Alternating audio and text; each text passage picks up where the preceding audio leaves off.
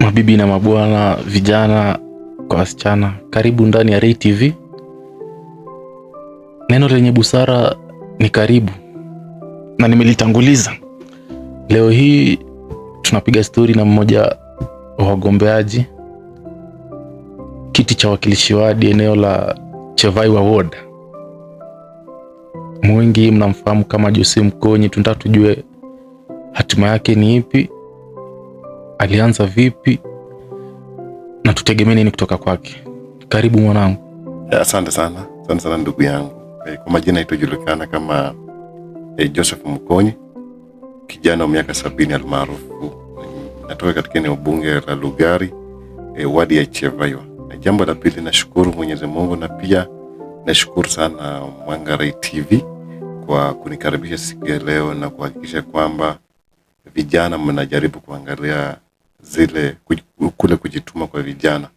Nimeshukuru sana, si rahisi media hii ambayo inanawiri kukutambua kama mimi kijana. Nimeshukuru sana siku ya leo. Jambo la pili, mimi ni mzaliwa wa wadi ya Chevaiwa. Vile nimesema mwanzo, nimesema katika shule ya msingi ya Wika, nimelelewa pale, maisha yangu yote yamekuwa pale. Na vile vile mimi kama Joseph Mkonyi, wengi tumekutana katika nyanza mbalimbali, hasa sana la siasa. Tumekutana katika nyanza za kuomboleza. Mara mingi watu wameniona, na pia vile vile kwenye siasa pia, kwa mitandao pia, na kusaidiana mambo ya hapa na mbali. Mbona siasa mzee wangu? Mimi kuangalia siasa ama kujiunga na siasa, hii ni kitu ambayo ilikuja ndani mwangu, kusema kwamba waje nijiunge katika siasa. Nimeanza kuangalia baadhi ya viongozi ambao wako, mimi nimewapatia heshima kuu, na kuna baadhi ambao ya viongozi sasa na eneo bunge la Lugari ambao nimeona uzuri wao na ubaya wao. Kitu ya kwanza, nimeangalia katika taifa letu la Kenya, huwa wanasema kwamba vijana ni viongozi wa kesho. Na tukisema vijana ni viongozi wa kesho, ila hali hakuna kijana anajitosa katika ulingo wa siasa. Na mimi nikaamua, mimi kama Joseph Mkonyi, niweze kuania kiti ya wakilishi wadi eneo bunge la Lugari, wadi ya Chevaiwa. Na nikasema kwamba nitahakikisha kwamba katika mwaka ujao, mwaka 2027, nitakuwa na wania kiti. Na umeniuliza kwa sababu nini siasa? Nimeangalia katika maisha ambayo tumeyapitia. Nimeangalia katika maisha ambayo tumeyaone. Nimeangalia maisha ambayo ndugu yangu, dada zangu wanazipitia. Kulala njaa ambapo watu wamelala nyumbani. Umeelewa? Kulala njaa kule mzee hapo kijijini amelala. Nimeangalia yale maisha ambayo nimelelewa. Mimi mwenyewe nilikuwa nakata miwa, nauza zile matawi ya miwa ili hali nipate pesa ili nilipe school fees. Unacheki? Yale maisha ambayo baba yangu alikuwa anaishi. Ndio maana mimi nikasema hapana. Mimi niko na connection, mimi niko na bidii ambayo nitahakikisha kwamba nibadilishe community. Na mimi maisha ambayo nimelelewa, ndugu yangu, mimi nimelelewa maisha ambayo kujitegemea mimi mwenyewe. Kuanzia mwaka 2010 hapo ndio nilianza kujua maisha. Mimi mwenyewe ni mtoto wa marehemu. Unacheki? Mimi sikulelewa na mama. Nimejua ile maisha kutoka shule kukuja nyumbani, unakunywa uji ya mahindi peke yake, alafu narudi shuleni. Ukikuja jioni unakula hata kama ni mboga peke yake, ili hali ulale hata hakuna mboga. Hiyo mboga ambayo unakula hakuna pale hata mafuta. Na nikasema kwa mimi niko na uwezo, niko na kibali ya kuonekana mbele ya watu. Ndio maana mimi wanasiasa wengi wananijua, na wanasema ukitembea na mwanasiasa utakuwa mwanasiasa, ukitembea na daktari utakuwa na daktari. Nikasema huu ni msukumo na ni kibali kutoka kwa Mwenyezi Mungu. Mzee wangu, siasa ni mchezo mchafu wanavyosema watu wengi. Naam. Wewe umeamua kijana mdogo uingie kwenye siasa. Naam. Siasa unasukumwa na kipesa unapewa, ama utajifadhili kivipi? Swali ni mzuri sana. Bila umesema siasa ni mchezo mbaya. Nikirudi nyuma kidogo, mimi tangu niingie kwa siasa mwaka 2022, ambapo mimi nilikuwa mchanga sana wa siasa. Nilikuwa nafuata wanasiasa kwa makalio. Mimi ni kama mkia yao. Wakati natembea na mwanasiasa ananiacha. Unacheki? Unatembea na mwanasiasa, umemsaidia kama kushika kamera, umemsaidia vile watu kwa mitandao namna hivi, unafanya kitu inaitwa blocking, unacheki. Anakutumia anasema tusi mwanasiasa fulani, baada ya kutusi mwanasiasa fulani anakutafuta shilingi 1000 peke yake. Na ukienda nyumbani pengine unangojewa na watu kwa njia. Hawa watu wanakupiga, unacheki. Ile hali mimi ndugu yangu, mimi na wewe tukipigana, hawa wanasiasa wanaenda kukutana. Ile hali huo ni mchezo mbaya. Jambo la pili ni maangalia mimi kibinafsi nikasema hapana. Mimi wakati naenda kwa kiongozi sitakubali kutumiwa na mwanasiasa yeyote. Mimi niko na kazi yangu ambayo nafanya. Kazi ambayo nafanya mimi ni kijana ya mkono wa mwanahabari mmoja wa runinga Citizen ambaye anajulikana kama John Wanyama. Yeye anatafuta kiti ya ubunge kule, ni ubunge la Malava, Kakamega. Wakati anakuja kama anaenda kuomba kura, mimi ni mtu wake kama mpiga picha. Wakati ananipatia kile kidogo ambacho naweka kidogo, alafu wakati nakuja huku nyumbani kile kidogo, hata kama ni shilingi 100 ama shilingi 200 ama shilingi 1000, ile kidogo naenda kwangu katika kijiji changu ambayo ni kule Lugari wadi yangu. Nasema hapana, mimi kama Joseph Mukonyi sina kitu vizuri, lakini kwa hii shilingi 500 wacha nisimame na hii familia. Na the way unakuja hivyo ndugu yangu katika eneo lako, watu wanajua wewe ni mfifu, hauna kitu, wewe kama ni mvivu hivi, lakini hauna kitu, lakini unasimama na jamii, unacheki. Jambo lingine, mara mingi umeangalia katika mtandao, wengi wameniambia kwamba wewe ni kiongozi wa matanga. Wanasema wewe unaweza kuwa MC wa matanga. Hatujakataa. Vile vile mimi nimejaribu kusimama na watoto mayatima zaidi ya watoto 60 kwa muda mchache ambao nimeingia kwa siasa. Nimewasaidia kuwanunulia vitabu vya kwenda shule. Hawa watoto mayatima nimeangalia ile maisha ambayo nimepitia. Ile hali nikaanza kuwasaidia namna hivyo. Jambo la pili, mimi sina mtu ambaye ananisukuma kisiasa akisema kwamba enda usimame. Mimi ni kipaji na ni roho yangu kutoka moyo wangu. Kuna msemo wa Waluya inasema kwamba mtu ambaye anatembea kwa mguu mwenyewe na mtu ambaye amebebwa, nani anasikia, nani anajua urefu wa kamba? Ni mtu ambaye urefu wa njia, unacheki, ni mtu ambaye anatembea mwenyewe, na ule mtu ni mimi Joseph Mukonyi. Kweli, mbona John Wanyama yupo Malava, wewe unataka kusimama uwakilishi wadi Lugari? Huoni italeta mchanganyiko katikati yenu? Italeta mchanganyiko kwa sababu niseme hivi, John Wanyama ni mwakilishi, anatafuta ubunge kule Malava. Kweli. Na wakati anakuja, mimi hiyo ni kazi yangu, mimi nimpiga picha wake. Mimi hakuna hapa katikati, kwa sababu mimi sipigi siasa ya Malava. Hapo sipigi siasa ya Malava. Mimi wakati natoka kule, ikifika wakati ananipatia mshahara wangu, wakati napata nafasi kidogo, mimi naenda kupiga siasa ya upande wangu. Mbona sio mbunge wako Nabina Bwera? Kwa sababu niseme si mbunge wangu. Mbunge eneo bunge langu la Lugari ambaye ni mchapakazi, Mheshimiwa Nabii, yeye ni mbunge ambaye alipigiwa kura mwaka 2022. Na wakati walikuwa napiga kura mwaka 2022, mimi nilikuwa mrengo mwingine ambako si mrengo mbunge.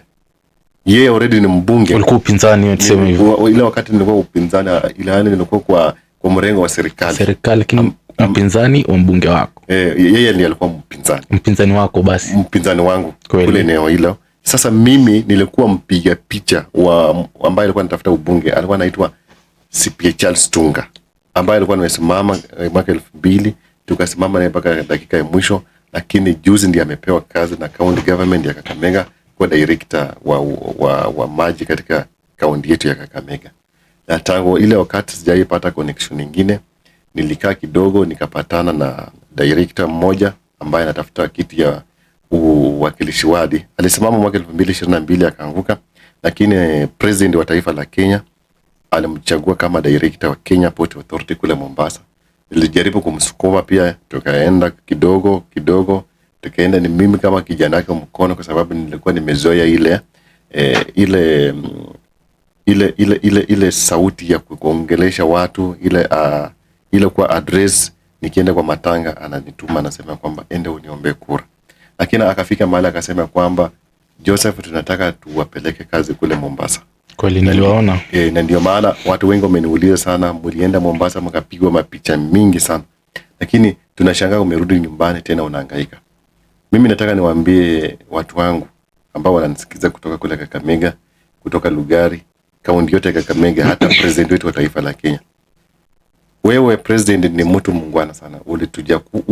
Tulikuchagua sisi kama vijana na wa Kenya kwa ujumla, sasa na hapa Kakamega County.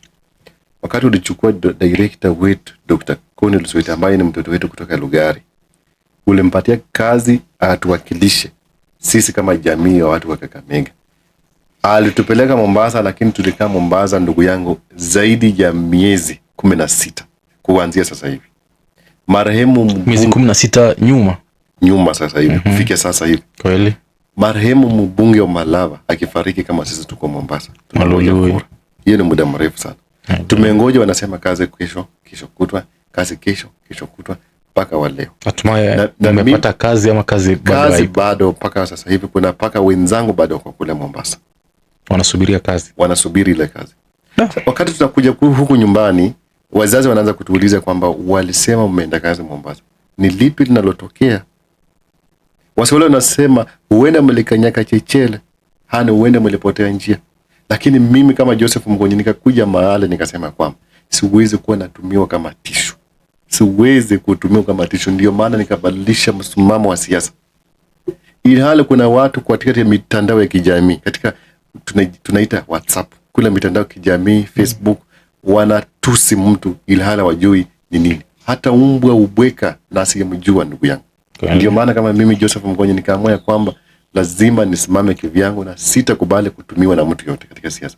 Na ndio maana nikabadilisha, nikatafuta mwakilishi mpya ambaye ni wanawake ambaye anawania kiti ya wakilishi wadi wa Kakamega. Ni sababu ambazo zilifanya mimi kama Joseph Mkonyi nikitoka. Unapomtusi mtu ama unapoambia mtu kidole hivi, hizi zingine zinakuuliza na wewe.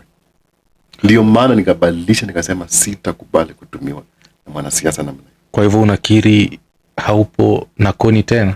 Nimekiri mbele ya watu, mbele ya mtandao hapa na mbele ya wananchi wote, hata kama president wetu ananisikia. Mimi hesabu yangu na Daktari Connie Lusweti iliisha.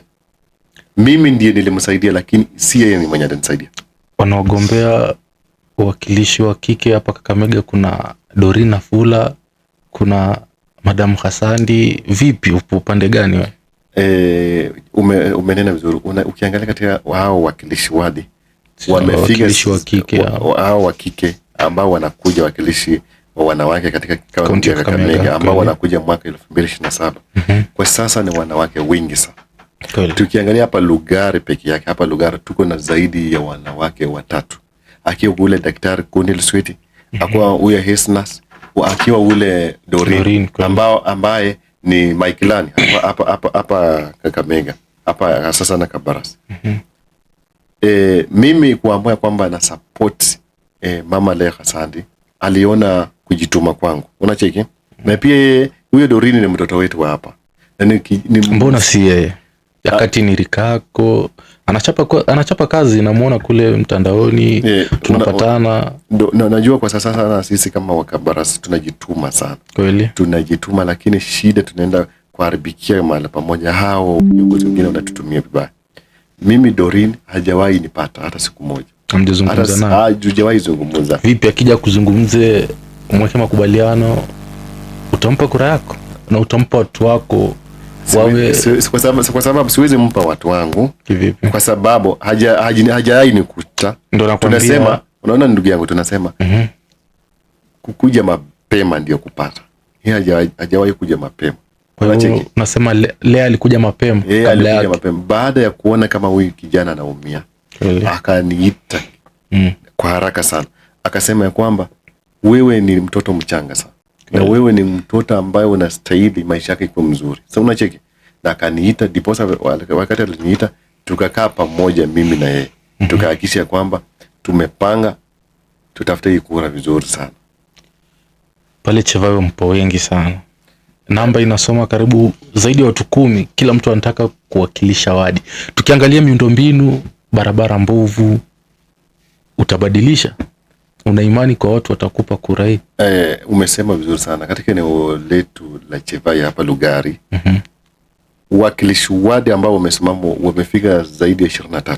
Naona zaidi ya 23. Mimi kuanza kutangaza kusimama wakilishi wadi Chevayo ilikuwa mwaka 2025 mwezi wa 3. Wakati tulianza hivyo, tukapanda, wamesimama. Mtu anaenda Nairobi, akitoka Nairobi amepata mshahara, amekuja nyumbani amesema anasimama kura. Mtu akitoka kukata miwa, amekata miwa yake, anasema anasimama kura. Mimi nitafurahia nikisema kwamba youth must win. Hata akiwa mwingine akisimama akipita ni sawa, lakini mwananchi wa wadi ya Chevai ako na uamuzi wake, anaweza pigia nani kura. Unacheki. Jambo la pili umeniuliza kwa sababu mambo ya barabara ni mbaya. Jambo la pili, mimi nimekaa na governor wa Kakamega, tumeongea na governor. Governor amesema kwamba hakuna miradi ambayo hajamaliza na hajakuzia, kwa sababu ukiangalia hapo Matete, sijui kama unafika Matete, ukiangalia Matete hapo filling station hapa petrol Lazaro police station hapo Razao hapo, ukiangalia barabara ya kuteremka paka iende kwa chief hapo chini, hiyo barabara already iliwekwa pesa, haijatengenezwa mpaka sasa, hadi wale haijatengenezwa. Tatizo ukiangalia, kwa sababu mwakilishi wa sasa hivi ni mwakilishi mkora ni mwakilishi ambaye anaweka pesa, wanampatia pesa na yeye anachukua pesa, anaenda kukodesha miwa, anachukua mbolea za county government ya kupatia mama wajane, anachukua anaenda kuweka kwa miwa zake. Hiyo kitu wa mama wameumia sana. Kuna zile nyumba za county government ambazo zinajengwa, zile nyumba wakati wanataka kuleta, yeye anapeleka kwa watu wake peke yao. Chevai ward ni ward nyingine kubwa sana. Kakamega county, ndugu yangu, ilikuwa inapata 18 billion per year. Kwa sasa hivi mgao kutoka kwa serikali kuu. Sasa hivi Kakamega county imepata 21 billion hii last budget ambayo umesoma. Unacheki. Ukichukua sasa hivi tumebaki na one budget peke yake ambayo ni ya mwisho ya 2026 2027. Unasikia ndugu yangu? Ile budget ukichukua 18 billion plus 18 billion plus 18 billion mara 3 uongeze plus 22 billion, zile pesa zilienda wapi?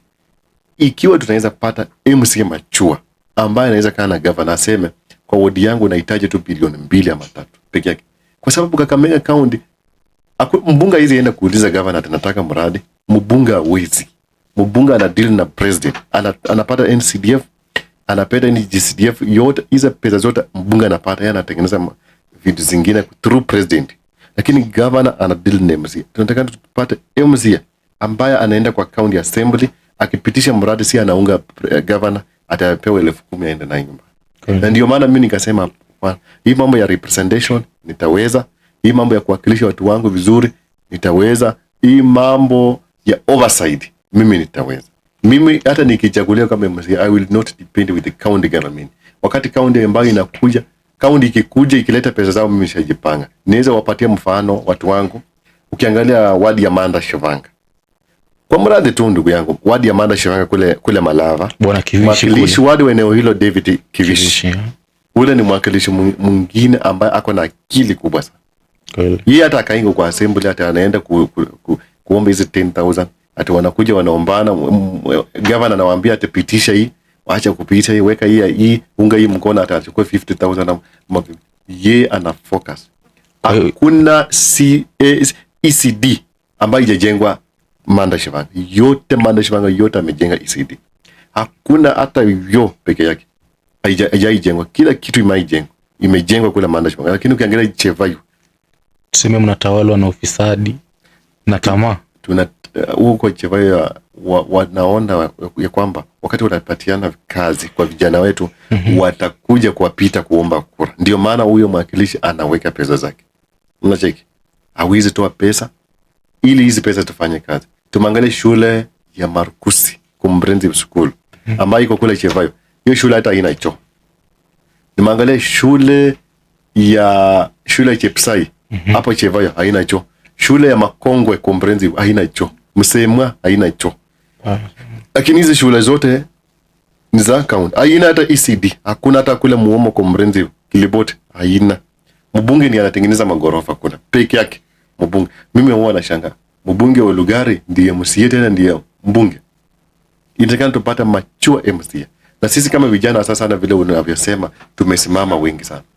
sisi tutakuwa na umoja. Itafika wakati, ndugu yangu, tutasema kwamba sisi ni jamii ya mtu mmoja. Tutaweka utofauti wetu wa kisiasa tuweke kando, tuseme hapa hatutaki siasa, tunataka undugu. Kwa sababu undugu ni kufaana wala si kufanana. Tuseme kwamba huyu mwenzangu anaweza simama kwa sababu kuna Peter Kilo, kuna mwingine anaitwa Dennis Wanyonyi, kuna mwingine anajiita Collins, mimi Joseph Mkonye nika hapo, na kuna pale wengine na wengi zaidi wakina Injini. Tutakuja tuelewana, tuseme kwamba sisi kama jamii eneo hile tuhakikishe tumekaa pamoja, tutoe kiongozi mmoja. Wakisema Joseph Mkonye, wacha tusupport Joseph Mkonye. Wakisema na yule mwingine, wacha tusupport mwingine. Lakini wakati huu, ndugu yangu, kura ambayo inakuja mwaka ujao, tutakuwa na umoja. Na mimi kama Joseph Mkonye sikisema mimi ni bora kuliko wengine. Kuna bora kuliko wengine. Unacheki? Na ikiwa itawezekana kutokusikizana sisi wenyewe, wacha tutasema kila mtu aende kivyake. Kwa imani tuseme Joseph Mkonye utasimama hadi mwisho wa debe, na kwa chama ipi? Jambo la pili, mimi niko na imani ya kwamba nitasimama kura. Na utapatikana kwenye debe, tuseme siku hiyo. Itapatikana kwenye debe. Joseph Mkonye. Mimi kama Joseph Mkonye. Kweli? Mimi sitakubali na kuna mtu ambaye amenileta. Kuna wengi wamesema ati mimi ni project. Pesa mbaya. Ati mimi ni project ya mtu naweza nunuliwa na shilingi 20, shilingi 50. Kura ambayo inaenda kukuja ni mbio 1,100. Kweli? Ni mbio 1,100, si 100 meters. Ni mbio 1,100. Laki. Mbio ambayo mwanaume anakimbia paka mate inaisha kwa mdomo. Ni ile mbio ambayo inakuja 2027. Anasema watu wawe na imani na wewe. Watu tuwe na imani ya kwamba jamii eneo hili tunaenda kupata the youngest MCA. Tuambie utawafanyia nini mzee wangu? Kitu ya kwanza, mimi wananchi ndio wataniambia nitafanya nini. Kweli? Kwa sababu nikisema nitatengeneza barabara kutoka mahali fulani niweke lami, nakuwa na wadanganya. Kweli? Haitakuwa vizuri hata mimi nikisema barabara kutoka mahali fulani, shule mahali fulani, ati naenda kupiga siasa nikisema nitatengeneza, alafu nikipigiwa kura sifanye. Mimi nikipata hii kura, wananchi wangu wataniambia tufanye namna gani. Kwa sababu nikianza kusema nitafanya, mtu mwingine atakuja atachukua manifesto yangu. Wengi wenu mkipewa kura mnapotea.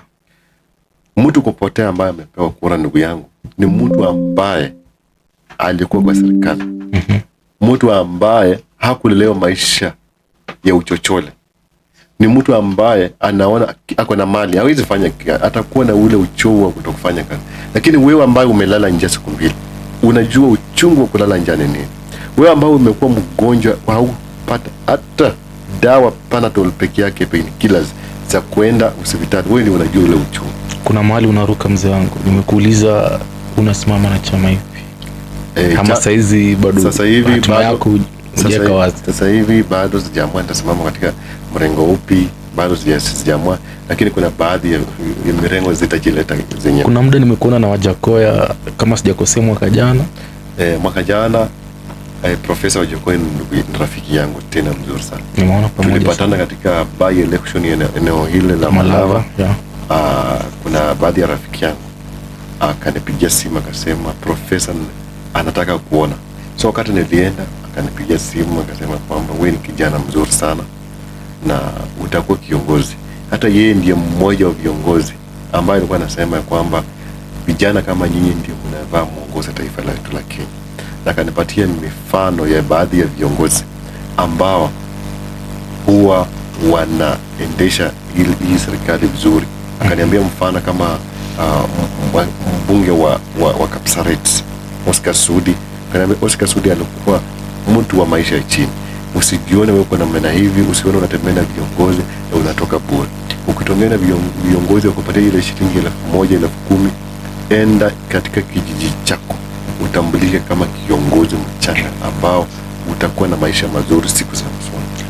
Kuna kasumba ishalelewa na ishakuzwa kwenye mioyo na akili ya watu kuwa ndio uongoze lazima uwe na familia, na maanisha mwanamke na watoto. Naam. Vipi kwa Joseph Mkonye? Kwangu mtihani huo nimeupita. Umepita? Nimeupita vizuri. Una familia? Ni wana familia. Asante. Yeah. Kamera yako nikidai ndio ile pale. Zungumza na watu wako wa Chevayo, uambie maneno yako. Asante sana. Mimi Vile niliwaambia, mimi najulikana kama Joseph Mkonyi, na ningependa kuambia watu wa Kakamega kwa ujumla, watu wa Lugari na watu wetu wa taifa la Kenya, wakati ambapo kijana anajitokeza, hata kama si mimi, lakini kuna baadhi ya kijana anajitokeza kwamba wacha tumunge ule kijana. Mtoto katika jamii ama ukiwa katika familia yako, kuna baadhi tu ya mtoto mmoja ambaye Mungu anagusa katika familia yako, na ule mtoto anakuja anaongoza, anainua wale wengine katika kijiji tena namna hiyo. Mimi ningependa kuambia watu wangu wa Chevayo, mimi bado ni kijana mdogo, mimi siwezi angalia mtu kwa macho, mimi sina kiburi. Tutahakikisha kwamba tumekaa pamoja, tutahakikisha kwamba tunazungumza kama jamii ya watu eneo letu la Chevayo. Mwaka 2027 unakuja. Wewe kama kijana uko na uamuzi wako, unaweza pigana na kura. Tusitumiwe na wanasiasa, pesa zinakuja. Tusitumiwe na wanasiasa kusema kwamba enda waribu mkutano ya mtu fulani, chukua panga ndoi, chukua kisu ndoi, enda upige mtu fulani, enda ufanya hivi. Tusijaribu. Mwanasiasa asikupatie shilingi 1000 kama wewe kijana mwenzangu, ati enda hii shilingi 1000, enda udunge mtu fulani kisu. Wewe uko na uamuzi wako. Ikifika mwaka 2027 kama mimi Joseph Mkonyi, hautakubali kunipatia kura, chukua tu kura yako na ni siri yako, enda upige kura. Jambo lingine, sasa hivi watu wanajitokeza kushika kura. Enda ushike kura. Wakati unasema 1 term, unasema 2 term, hii haiwezi kutusaidia vijana wenzangu. Enda shika kura. Kura yako ndio maisha yako. Wakati unashika kura yako, itakuwa vizuri uchukue uongozi ulio bora. Sio bora kiongozi, unachukua kiongozi aliyo bora. Wakati unataka usaidizi wote kwa mbunge, MCS, women rep, governor, senator, utakuwa na uamuzi wako. Jambo lingine, mimi ni kijana ambaye nimeondolewa. Mimi naomba watu wangu, mimi nimejitokeza na mimi nitasikia yale mtakuwa mnasema kwamba mkisema Joseph Mkonyi mwaka 2027 asimame kura, nitasimama na nimejitokeza kwa ile nguvu ambayo nimejitokeza nayo, ni nguvu ya kuamua kwamba youth must win. Jambo lingine, mimi sitasema ati nenda kufanya kitu moja. Mimi sina mshahara ambaye naenda kupata ati nenda mahali nasema nitawasaidia shilingi 100, ati nikipita kura itakuwa hivi. Hapana. Mimi nitatembea paka kwa mguu ndugu yangu, mimi nitatembea hata paka kwa baisikeli dada yangu, mimi nitatembea paka kwa boma. Mimi huwa wengi nasimama nao katika ugumu na uzuri, na tutahakikisha kwamba mimi kama Joseph Mkonyi nitatembea katika kila kona. Mimi nataka kuambia watu wangu wa Wika, watu wa Muomo, watu wa Kiloboti, watu wa Kivaiwa, watu wa Msemo kule Kabrengo, watu wa Nambilima, watu wa kule Shivakala, watu wa Sango, Chevayo Ward, watu wa Chenjeni, watu wa Mahuhuni kule chini kwa mpaka, watu wa Mahwabuya. Hii ni watu wangwana sana. Na watu wa Matete na watu wote wa Chevayo.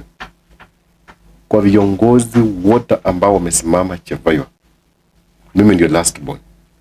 Mimi ndio last born kwa viongozi wote, na nyinyi ndio mtaangalia vizuri.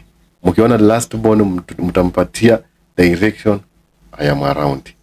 Lakini mkisema kwamba ujipanga tena vizuri ukuje 2032, na pia tutaelewana na wale ambao watakuwa wamekuja, tuangalie kwamba ni kiongozi yupi ambaye atakuwa anafanyia wananchi kazi.